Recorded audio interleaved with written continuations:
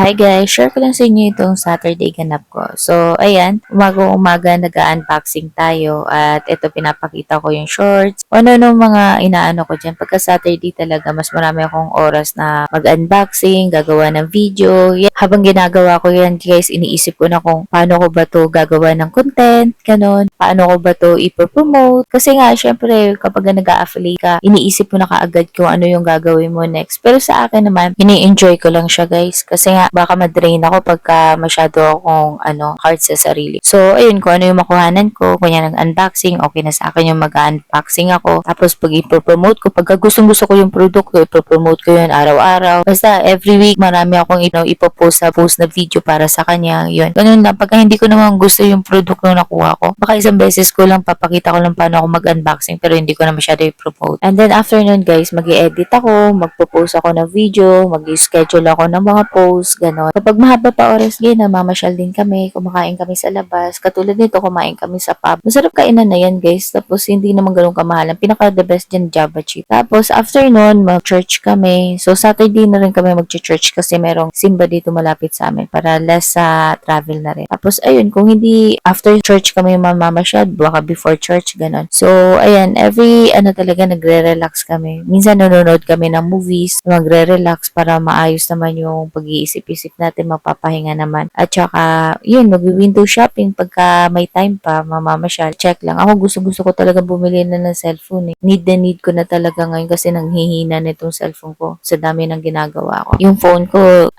Redmi Note 10 pa eh. Sobrang tagal na nito. Pandemic days pa lang to. Yun lang guys. Thank you for watching. Follow for more.